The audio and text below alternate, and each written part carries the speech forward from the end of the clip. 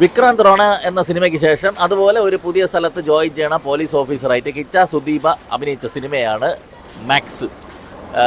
ഇടയ്ക്ക് വേറെ വല്ല പടത്തിലും അഭിനയിച്ചിട്ടുണ്ടോ എന്ന് എനിക്ക് അറിഞ്ഞുകൂടാ. ഞാൻ കണ്ടത് ഇതാണ്. സംവിധാനം ചെയ്തിരിക്കുന്നത് ഇന്ദ്ര കാർത്തികേയയുടെ വിജയ് കാർത്തികേയ. സിനിമ തുടക്കത്തിൽ ഒരു കുറച്ച് വില്ലന്മാരെയൊക്കെ എസ്റ്റാബ്ലിഷ് ചെയ്ത് അവന്മാർ എന്തൊക്കെയാണ്, അവരെ റേഞ്ച് ഏതൊക്കെയാണെന്നൊക്കെ പരിചയപ്പെടുത്തിയതിന് ശേഷം ഒരു പോലീസ് സ്റ്റേഷൻ നേരെ കാണിക്കുകയാണ്. ഇതൊക്കെ ഒരു 10-15 മിനിറ്റിനുള്ളിൽ കടക്കും. ഒരു 20 മിനിറ്റ് കഴിഞ്ഞതിന് ശേഷം ഞാൻ നോക്കിയപ്പോൾ ഈ പടം സീറ്റ് അടിച്ചിലോട്ട് പോകണേ. അതായത് നമ്മൾ കത്തിയത് കൈദി എന്ന സിനിമ കണ്ടുകൊണ്ടിരിക്കുമ്പം അനുഭവിച്ച കുറേ സാധനങ്ങളുണ്ട്, കുറേ ടെൻസ്ഡ് മൊമെൻറ്റ്സ്, അതൊക്കെ അതുപോലെ ഫീൽ ചെയ്യണം. തുടരെ ഈ സീറ്റ് അടിച്ച് സാധനങ്ങൾ ഇങ്ങനെ വന്നോട്ടിരിക്കണം. അതായത് ഇത് ഒരു പോലീസ് സ്റ്റേഷൻ കേന്ദ്രീകരിച്ച് മറ്റേ നമ്മൾ കൈദി എന്ന പടത്തിലെ പോലെ തന്നെ ഒരു രാത്രി നടക്കുന്ന ഒരു ഇൻസിഡൻറ്റ് എന്ന് പറഞ്ഞാൽ ആ സിനിമയും ഈ സിനിമയും തമ്മിൽ ഈ ഒരു സിമിലാരിറ്റി മാത്രമേ ഉള്ളൂ. ഇത് മാറ്റി നിർത്തിയാൽ ഇതിൻ്റെ കഥയും ബാക്കി കാര്യങ്ങളൊക്കെ എൻറ്റയർലി ഡിഫറെൻ്റ് ആണ്. പക്ഷേ അത് തന്ന ഒരു ഫീല് പലയിടത്തും ഈ സിനിമയിൽ കൊണ്ടുവരാൻ സാധിച്ചിട്ടുണ്ട്. എന്ന് പറഞ്ഞുകൊണ്ട് ഇതൊരു റിയലിസ്റ്റിക് ത്രില്ലർ അങ്ങനെ സാധനമല്ല, ഇതൊരു മാസ് ആക്ഷൻ പടം തന്നെയാണ്. അതിൽ ഇഷ്ടംപോലെ ത്രില്ലിങ് മൊമെൻറ്റ്സ്, സസ്പെൻസ്, അതുപോലെ സീറ്റ് അടിച്ച് പരിപാടികളൊക്കെ പോയി ഇങ്ങനെ അങ്ങ് പോവുകയാണ്. അതിൽ തന്നെ ഈ അജിനേഷ് ലോക്നാഥ് എന്നൊരു മനുഷ്യനുണ്ട്. അങ്ങേരെന്ന് പറഞ്ഞു കഴിഞ്ഞാൽ തമിഴ്നാട്ടിൽ അനിരുദ്ധിനെ പോലെ, കേരളത്തിൽ സുഷിൻ ശ്യാമിനെ പോലെ, നമ്മുടെ രവി ബസൂറിനെ പോലെ അത്രയേറെ ഗ്യാരണ്ടീഡ് ആയിട്ടുള്ള ഒരു മ്യൂസിക് ഡയറക്ടറാണ്. അയാൾ കൊടുത്തിരിക്കുന്ന സ്കോറൊക്കെ ഉണ്ട്. അതുപോലെ പടത്തിൻ്റെ സൗണ്ട് മിക്സിങ്, ഇടിക്കൊക്കെ കൊടുത്തിട്ട് സൗണ്ട് ഉണ്ടല്ലോ, നമുക്ക് കിൻഡൽ ഫീൽ ചെയ്യും. അതിൽ കിച്ച സുദീപിൻ്റെ പെർഫോമൻസോ ഫ്ലെക്സിബിലിറ്റിയും കാര്യങ്ങളൊക്കെ ആകുമ്പോഴേക്കും ആക്ഷൻ സീൻസൊക്കെ നല്ല ജില്ലാണ്, നല്ല തിളച്ച് നമുക്ക് കാണാൻ സാധിക്കും ഈ സിനിമയിൽ. പടം പൊട്ടേന്നങ്ങ് പോവുകയാണ്. ഇതിൻ്റെ ഇടയ്ക്ക് പാട്ടുകളൊക്കെ വന്നുകൊണ്ട് അത് നമുക്ക് ഫീൽ ചെയ്യുന്നില്ല, വളരെ പെട്ടെന്ന് തന്നെ പോവുകയാണ്. ഇൻ്റർവെല്ലായപ്പോഴാണ് ഇത്ര പെട്ടെന്ന് ഇൻ്റർവെല്ലായ നോക്കിയപ്പോഴേക്കും അപ്പോഴാണ് അറിയണം സമയം 1 മണിക്കൂർ കൂടുതലൊക്കെ കഴിഞ്ഞു പോയത്. അത് സമയം നമ്മൾ അറിയ പോലുമില്ല. ആ രീതിയിൽ ത്രില്ലിങ് മൊമെൻറ്റ്സ് തന്ന് നല്ല കിടില ഫൈൻസ് തന്നിട്ട് തീർന്നൊരു ഫസ്റ്റ് ഹാഫ്. സെക്കൻഡ് ഹാഫ് തുടങ്ങി ഇത് ഒരു മാസ് മറ്റേ സ്ഥിരം ഒരു സാധനമായിട്ട് പോകുമെന്ന് വിചാരിച്ചെടുത്ത് അവിടെയും കുറേ സീറ്റ് അടിച്ച് പരിപാടികളൊക്കെ ഉണ്ട്. എന്നിരുന്നാലും കുറേ ഇടത്തൊക്കെ ഇതൊരു മാസ് കയറ്റാൻ വേണ്ടിയിട്ട് ഒരു മാസ് ആക്ഷൻ പടം എന്നുള്ള ടെംപ്ലേറ്റ് തന്നെയാണ് എടുത്തിരിക്കുന്നത്.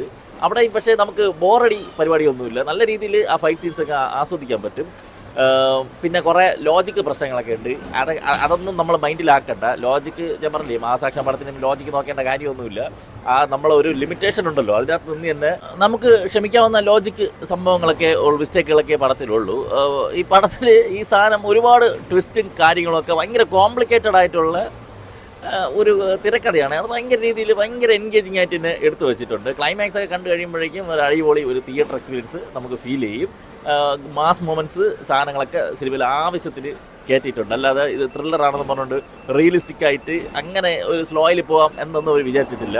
പടത്തിന് വേണ്ടത് എന്താണോ അത് ഡെലിവർ ചെയ്തിട്ടുണ്ട് സിനിമ. തമിഴ് ഡബ്ബാണ് കണ്ടത്. ഡബ്ബിൽ ഇടയ്ക്ക് കുറച്ച് ഡയലോഗുകളൊക്കെ ക്രിഞ്ചായിട്ട് തോന്നി. പിന്നെ കുറച്ച് മൂപ്പൻ ലെവൽ തള്ളുകളുണ്ട്. അതൊക്കെ തമിഴിൽ വന്നപ്പോഴേക്കും അതൊന്നും വലിയ സീനില്ലടായി. നിങ്ങൾ ധൈര്യമായിട്ട് വയ്ക്കുക. നല്ല അടിപൊളി തിയേറ്റർ എക്സ്പീരിയൻസ് ആണ് കർണാടകയിൽ നിന്ന് ഈ 2025 വന്നിട്ടുള്ളത്. നേരത്തെ അവിടെ റിലീസായിരുന്നു, ഇവിടെ ഇപ്പോഴാണ് റിലീസായത്. ഒരുപാട് തമിഴ് നടന്മാർ ഇതിൽ അഭിനയിച്ചിട്ടുണ്ട്. ഞാനിത് പറഞ്ഞുകൊണ്ട് നിങ്ങളൊരു കൈദി ഒന്നും പ്രതീക്ഷിച്ച് പോകണ്ട. ആ ലെവലിലേക്ക് അന്താളമൊക്കെ ഇല്ല. ഇരുന്നാലും അതുപോലത്തെ സീറ്ററ്റ് സാധനങ്ങളും അതുപോലത്തെ ത്രില്ല് പരിപാടികളും ഞാൻ പറഞ്ഞില്ലേ, ഈ സിനിമയ്ക്ക് ഒരു ബഡ്ജറ്റ് ആവശ്യമാണ്. അതിനാവശ്യമുള്ളതെല്ലാം ഒരു കോംപ്രമൈസ് ഇല്ലാതെ ടെക്നിക്കലി ആണെങ്കിലും സിനിമാറ്റോഗ്രാഫി ചെയ്തിരിക്കുന്നവരുടെ ശേഖർ ചന്ദ്ര വെട്ടിക്കെട്ട് വർക്കാണ്. അതുപോലെ തന്നെ ഞാൻ അജിനേഷിൻ്റെ കാര്യം പറഞ്ഞ് ടെക്നിക്കൽ സൈഡൊക്കെ ടോപ്പ് നോച്ചാണ്. സൗണ്ട് മിക്സിംഗ് ഒക്കെ നന്നായിട്ട് വന്നിട്ടുണ്ട്. പിന്നെ ഇതിൽ അഭിനയിച്ചിരിക്കുന്നത് നമ്മളെ വരലക്ഷ്മി ശരത്കുമാർ പ്രധാന വേഷത്തിലുള്ള ഒരുപാട് തമിഴ് പേര് കയറി അഭിനയിച്ചിട്ടുണ്ട്. റെഡിൻ കിൻസ്ലിയൊക്കെ ഉണ്ട്. റെഡിൻ കിൻസ്ലി അങ്ങനെ മറ്റേ അതുപോലെ വെറുപ്പിച്ചിട്ടൊന്നുമില്ല, കോമഡി കഥാപാത്രമൊന്നുമല്ല, നൈസായിരുന്നു. പിന്നെ നമുക്ക് പറയാം ഇളവരസ് ഒരു കിടില ക്യാരക്ടറായിരുന്നു, നല്ല പെർഫോം ചെയ്തിട്ടുണ്ട്. തമിഴ്നാട്ടിൽ നിന്ന് വേറെ ഉണ്ട്, നമ്മൾ ആടുകളം നരേനുണ്ട്. പിന്നെ തെലുങ്കിൽ നിന്ന് സുനിലുണ്ട്. ഒരു പാൻ ഇന്ത്യൻ പരിപാടിക്ക് തന്നെയാണ് അവർ ശ്രമിച്ചിരിക്കുന്നത്.